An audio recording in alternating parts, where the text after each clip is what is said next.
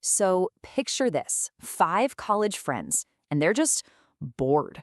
Bored with the usual trip ideas. Goa again? No thanks. They're itching for a real adventure, something different. And that's when one of them, Meyer, throws out an idea for a place near his village. A place that people are scared to visit even in broad daylight. DUMAS Beach. And right away, right from the jump, this trip is steeped in some seriously creepy folklore. Mayor shares this chilling warning he's heard his entire life from his grandmother. It's a simple rule, right? But it just hangs in the air, setting this deeply foreboding tone. This isn't just going to be a trip to the beach. They're talking about challenging a local legend. You know, despite the warnings, or hey, maybe because of them, the idea really starts to take hold. The group, that's Mayor, Kushal, Neil, Ria, and Arav, they're all intrigued. Especially Kushal. He's the thrill seeker of the group. For him, the haunted reputation is the main event. He's seen all the viral videos. But Mayor knows the stories run much, much deeper, passed down from elders who believe the darkness on that beach is very, very real. So you can imagine the debate, right? It's that classic split between caution and curiosity. Ria is absolutely against any kind of overnight stay, but Kushal is pushing for the full haunted experience. So they land on a compromise. They'll stay at Meyer's village home, which is a safe 2 hours away, and they'll only visit the beach during the day. Just to see it. No adventure, they agree. A promise that, well, they're not going to be able to keep. When they finally get there the next afternoon, the beach seems, well, anything but haunted.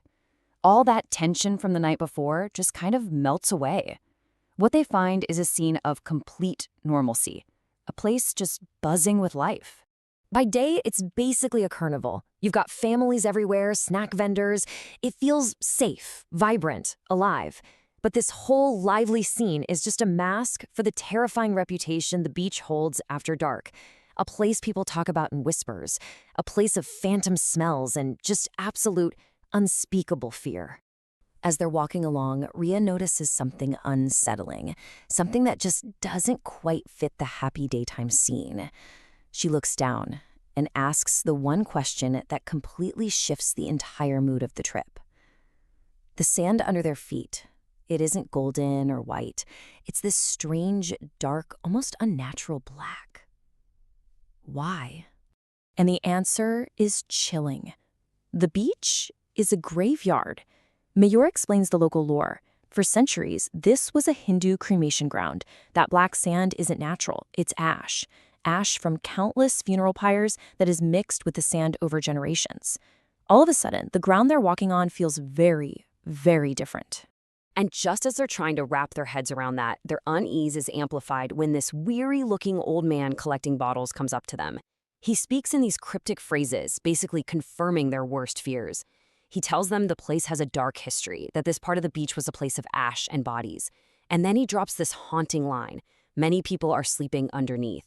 He warns them to stay away before just moving on, leaving the friends in a totally stunned silence. The old man's words are just hanging in the air, but Kushal's thirst for adventure is way stronger than his fear. He spots a ruined structure far down the beach, in the exact direction the old man warned them away from. His insistence on checking it out becomes the single choice that shatters the group's fragile unity and seals a terrible fate for 2 of them. Okay, let's break down how quickly this all fell apart. At 4 p.m., Kushal insists on exploring those ruins. Just 15 minutes later, Ria gets a bad feeling and stops, and Arav stays with her. Then Neil spots a rusted old sign for the cremation grounds and immediately turns back, pleading for the others to come with him. They refuse.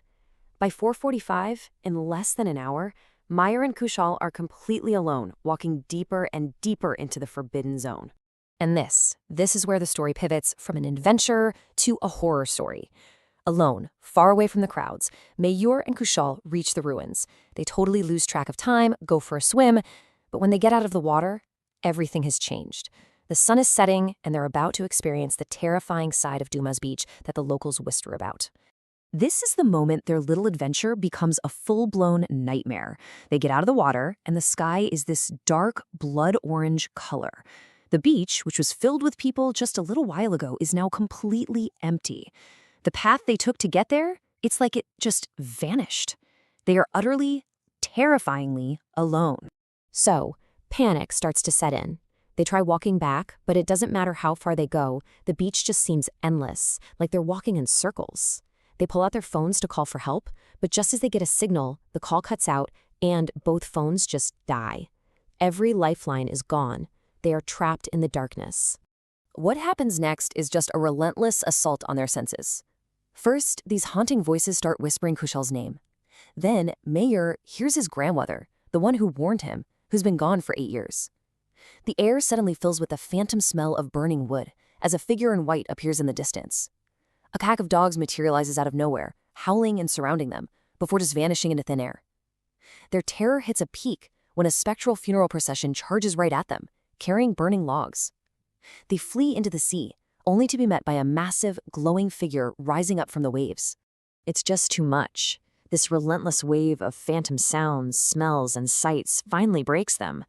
Overwhelmed by absolute terror and sheer exhaustion, their bodies and their minds just give out. They collapse unconscious on the black sand. Meanwhile, back at the beach entrance, the worry that Neil, Ria, and Arav felt has turned into full-blown panic.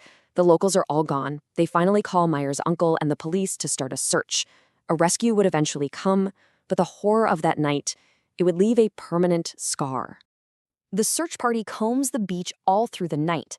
It's not until the next morning that they finally find them, unconscious near the ruins, clothes soaked, bodies covered in sand, right where their ordeal had begun hours earlier.